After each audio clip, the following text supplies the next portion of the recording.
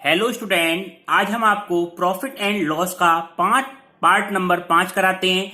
जिन स्टूडेंटों ने शुरू के 4 पार्ट नहीं देखे हैं वो मेरी प्लेलिस्ट में जाके पहले वो 4 पार्ट देखे, उसके बाद में ये पार्ट देखे। इसमें देखो, एक ये क्वेश्चन है, एक दुकानदार अपने वस्तु को क्रय मूल्य से 20% अधिक अंकित करता है किंतु उस पर 10% की छूट देता है, उसे कितने प्रतिशत का लाभ हुआ है।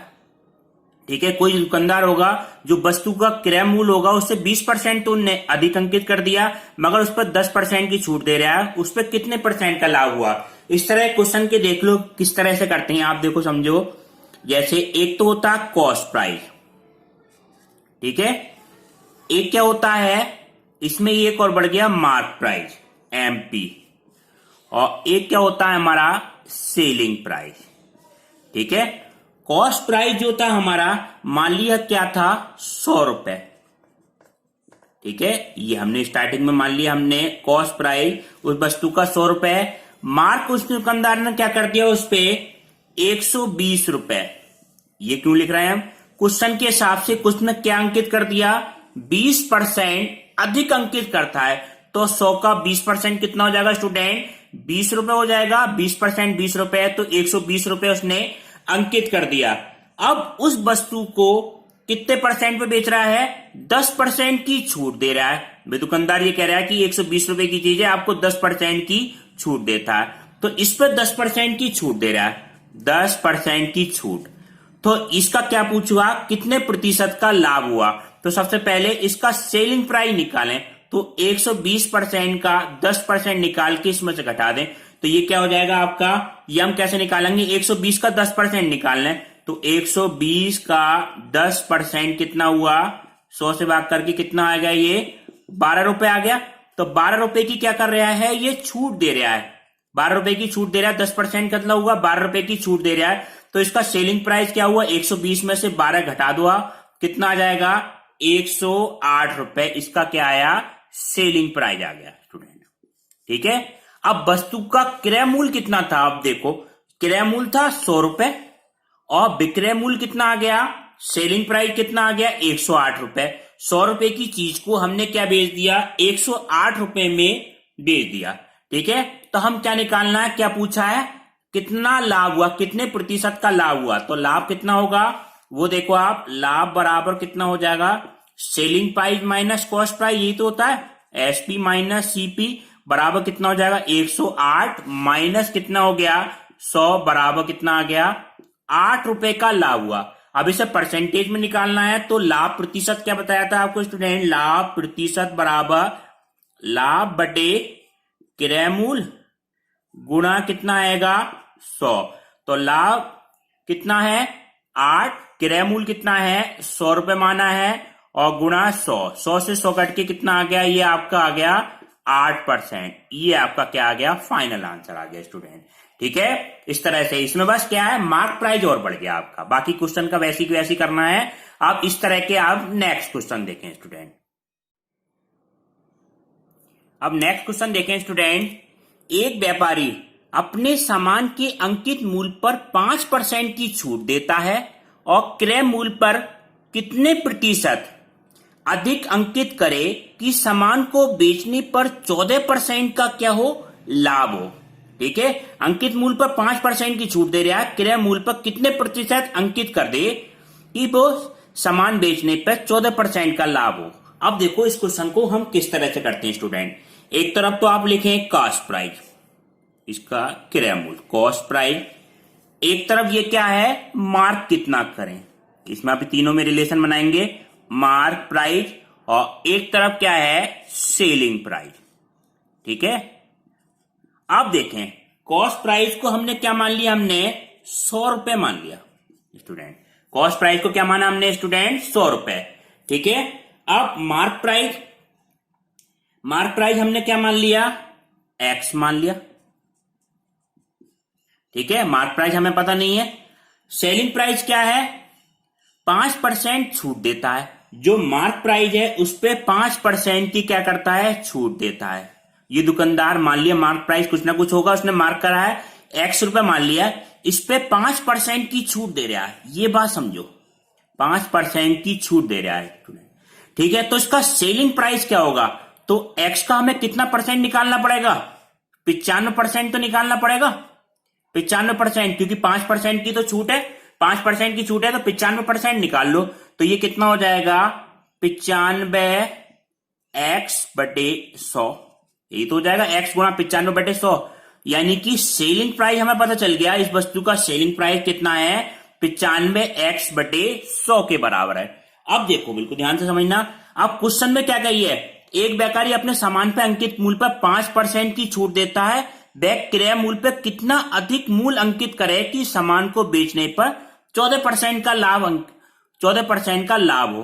तो मान लिया एक्स करे, तो 100 रुपए से ये अंकित करने पर कितने परसेंट का, 5% की छूट देने के बाद कितने परसेंट का लाभ हो रहा है, इस पे प्रश्नानुसार 100 रुपए की चीज 95x/100 में बेच रहे हैं, तो कितने परसेंट का लाभ हो रहा है, 14% का लाभ हो रहा है। देखो 95x/100 पर बेचने पर 95x/100 पर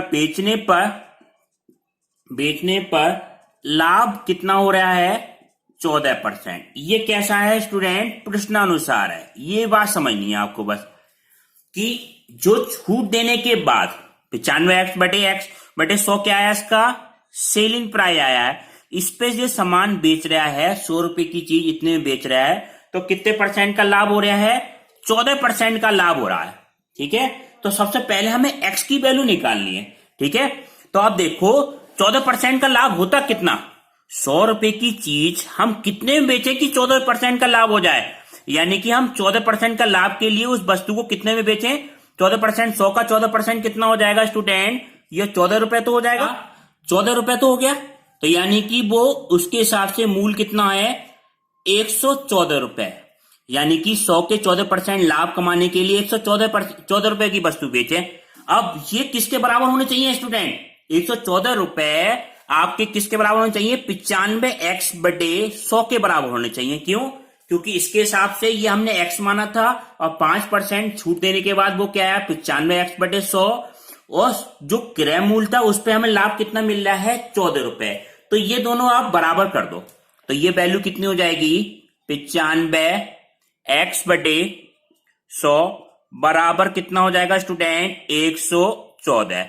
हमें किसका मान निकालना है, x का मान निकालना है। तो x का मान निकालने के लिए आप क्या करें, भलाई x बराबर कितना हो जाएगा, 114 गुणा 100/95, ठीक है। ये दोनों संख्या किससे कट जाएंगी, 5 से कट जाएंगी, ये कितना आ गया 20, और ये मान कितना आ जाएगा, 5 एकम 5 और 5 ने 45, और 19 से हम ये काटेंगे तो 19 से 6 बार कट जाएगा, और 20 और 6 ये कितनी गुना आ जाएगी, ये मान आया 120 रुपए।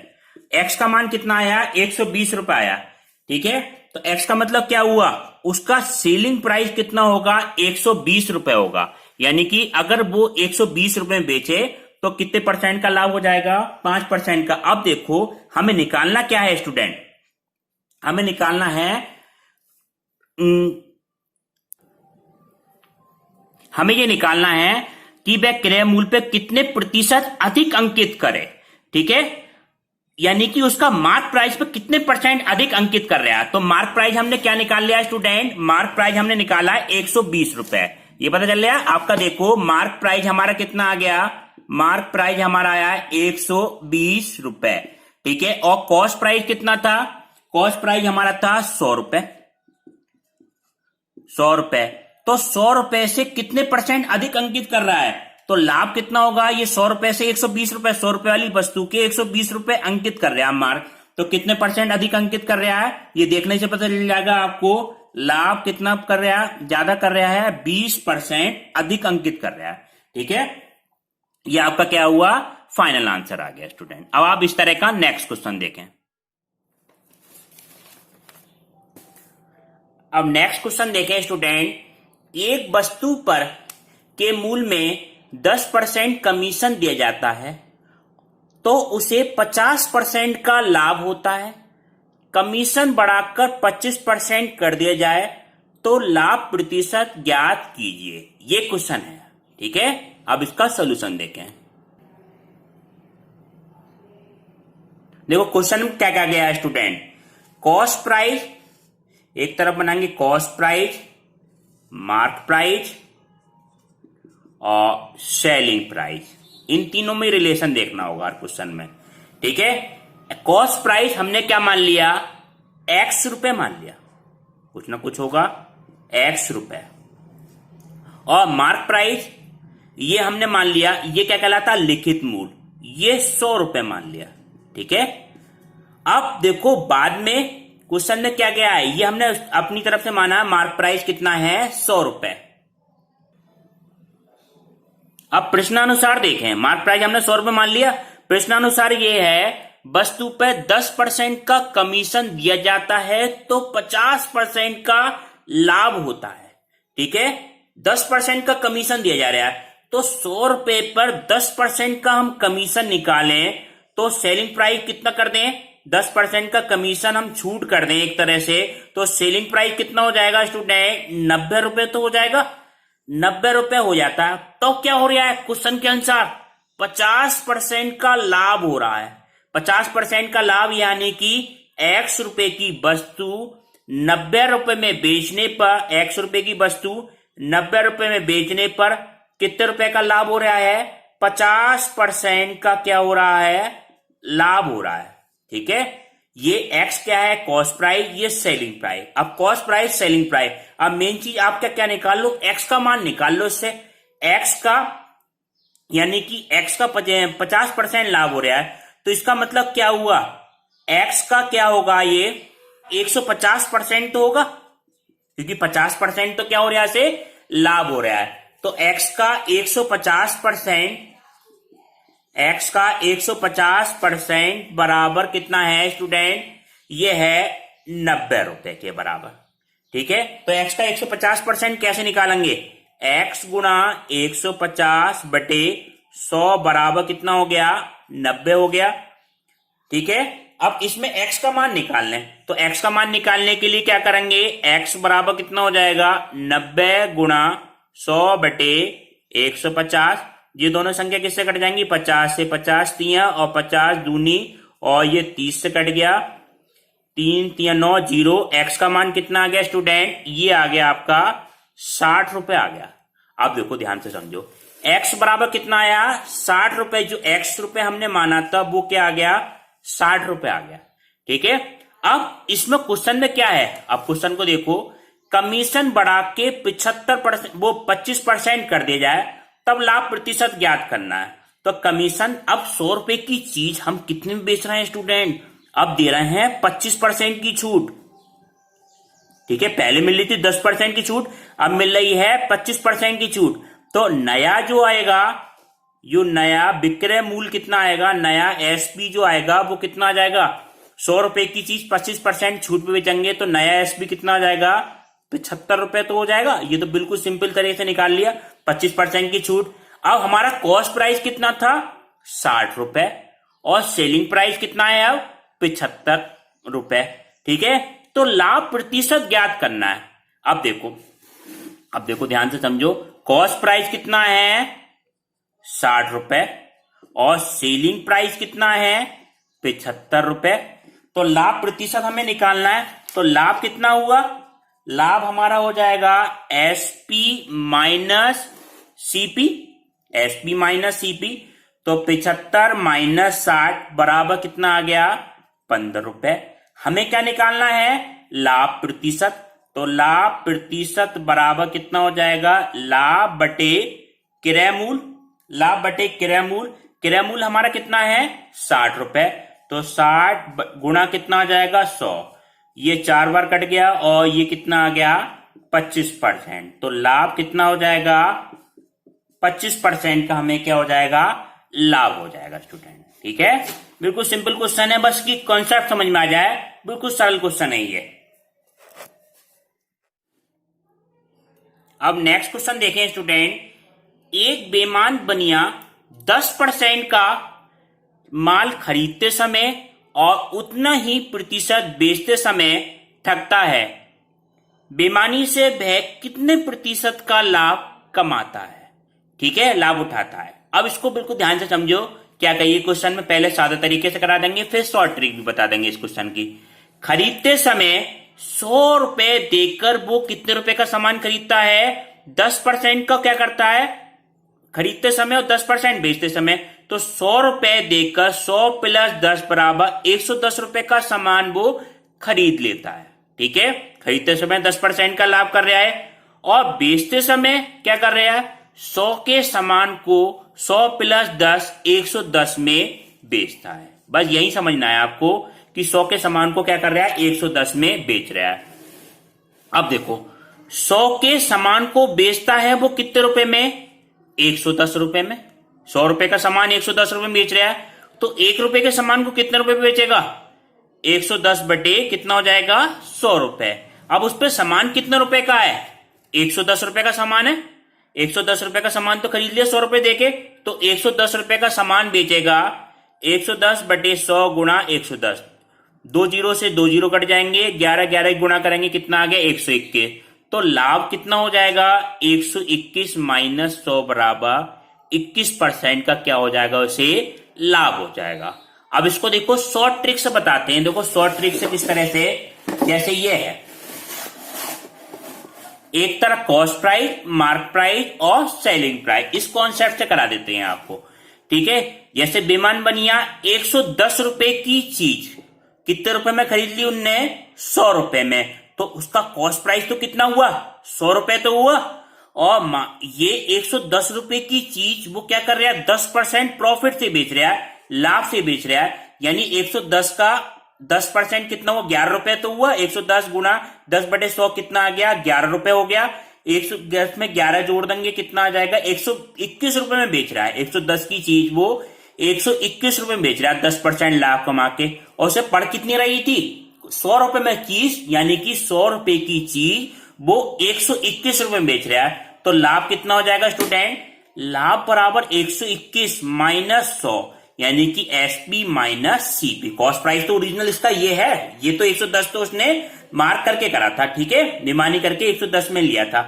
अब ये कितना? 121 माइनस 100 बराबर कितना? 21। लाभ प्रतिशत कैसे निकालते हैं? लाभ बटे क्रयमूल गुणा 100। तो लाभ कितना है? 21 बटे 100 गुणा 100। 100 से 100 कट जाएगा, तो 21% का उसे क्या हो जाएगा स्टूडेंट? लाभ हो जाएगा। हेलो स्टूडेंट, अब आपको डिस्काउंट के बारे में बताते हैं। डिस्काउंट क्या है?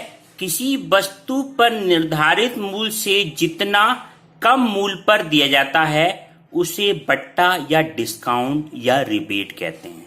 जैसे 100 रुपए की आपकी कोई चीज है और 10% आप उसे छूट दे रहे हैं, बट्टा दे रहे हैं, 90 रुपए की उसे वही वस्तु दे रहे हैं, तो ये 10% हमारा क्या कहलाएगा? बट्टा कहलाएगा, डिस्काउंट या रिबेट। ठीक है, अब इसमें क्या होता है? एक क्रमिक बट्टा। क्रमिक बट्टा यानी सक्सेसिव डिस्काउंट। ठीक है, डिस्काउंट पर डिस्काउंट जब मिलता है तो वो क्या कहलाता है? हमारा क्रमिक बट्टा कहलाता है। देखो इसको एक एग्जाम्पल समझते हैं। जैसे 100 रुपए की कोई चीज है और 10% हम डिस्काउंट पर देते हैं, तो वो क्या हो जाएगी? 90 रुपए की हो जाएगी। फिर 90 के बाद 10% का फिर डिस्काउंट देते हैं, तो 90 रुपए की चीज पे 10% का डिस्काउंट मिला, तो कितना बचा? 9 रुपए का डिस्काउंट हुआ, तो 90 में से 9 घटा देंगे, कितना हुआ? 81 रुपए। यानी कि क्रमिक बट्टा 10 और 10 का क्रमिक बट्टा होने के बाद में वो वस्तु हमें कितने रुपए की पड़ेगी? 81 रुपए की। इसे समतुल बट्टा भी कहते हैं। अब इसका देखो एक सूत्र है, X% और 22% का समतुल बट्टा, X% और 22% का समतुल बट्टा बराबर कितना होगा? 100 minus 100 minus X into 100 minus 22 बटे 100। ठीक है, अब आप देखो इसका एक क्वेश्चन कराते हैं, उसके हिसाब से आप समझना। देखो क्वेश्चन ये है, 40% और 20% का क्रमिक समतुल बट्टा ज्ञात करो। क्रमिक या समतुल बट्टा ज्ञात करो। देखो किस तरह से करेंगे। अब इसमें देखो x का मान कितना है? 40% और 20% का समतुल बट्टा। एक तो डायरेक्ट सूत्र से करेंगे, एक ट्रिक से ही बता देंगे आपको। 40 और 20% का समतुल बट्टा बराबर कितना हो जाएगा? 100 माइनस 40, पहले 40 है, और 100 माइनस कितना हो जाएगा? 20 बटी कितना हो गया? 100। ये डायरेक्ट क्या लगा दिया हमने? डायरेक्ट सूत्र लगा दिया स्टूडेंट। ठीक है, अब देखें तो ये क्या वैल्यू हो गई? 100 माइनस ये कितना आ गया स्टूडेंट? 60 गुणा ये कितना आ गया? 80 बटे कितना हो गया? 100। 2 जीरो से 2 जीरो कट गए तो ये कितना आया? 100 माइनस 48, 6 48। अब इसको घटा दो तो कितना आ गया आपका? ये 52%। ये आपका क्या आ गया? फाइनल आंसर आ गया। ठीक है, तो 52 जो 40% और 20% का जो समतुल बट्टा होगा वो 52% की समतुल बट्टा के बराबर होगा। अब देखो, इसको एक मेथड से और करके देख सकते हैं। ठीक है, 40% को मैं ऐसे लिख सकते हैं स्टूडेंट, 40 बटे 100 बराबर कितना हो जाएगा? 0 से 0 काट के ये वैल्यू कितनी आएगी? 2/5। दोनों संख्या 2 से कट जाएंगी। और 20% बराबर कितना है? 20% है 20/100 बराबर कितना हो जाएगा? 1/5। ठीक है, तो ये इसका मतलब क्या होता है? 5 रुपए की चीज पे बट्टा का मतलब छूट, 2 रुपए की छूट दे दी हमने, यानी कि 3 रुपए की दी होगी। तो एक तरह से ये देखो आप कॉस्ट प्राइस, और एक तरह आप लिख लो सेलिंग प्राइस। कॉस्ट प्राइस कितना रहा होगा? 5, और सेलिंग प्राइस 2 रुपए की छूट दे दी होगी, कितना हो गया होगा? 3। अब दूसरी बार में कॉस्ट प्राइस कितना रहा होगा? 5, और 1 रुपए की छूट दे दी होगी, कितना हो गया होगा? 12। अब इसकी आप गुणा करें, 5 पंजे 25 और 4 तिया 12, यानी कि 25 रुपए की, आप ध्यान से देखें, 5 पंजे 25, 4 तिया 12, 25 रुपए की चीज हमने कैसे दे दी? 12 रुपए में दे दी। ठीक है स्टूडेंट, तो इसमें कितनी छूट मिली? कितने परसेंट का बट्टा हुआ? तो हम कैसे निकालेंगे? ये क्या हो जाएगा? 25 माइनस 12 बटे क्रय मूल्य हमारा कितना है? 25 गुणा कितना हो जाएगा? 100। तो ये क्या आ गया स्टूडेंट? 25 माइनस 12, 13/25 गुणा कितना आ गया? 100। 25 चौका 100 और 13 चौका 52। तो ये भी स्टूडेंट कितना आया? 52%। इस तरह से भी आप क्रमिक बट्टे को कर सकते हैं। ठीक है, अब आपको नेक्स्ट क्लास अगले पार्ट में कराएंगे। अगर वीडियो अच्छी लगे हो तो वीडियो को लाइक करना तथा चैनल को सब्सक्राइब करना। Thank you.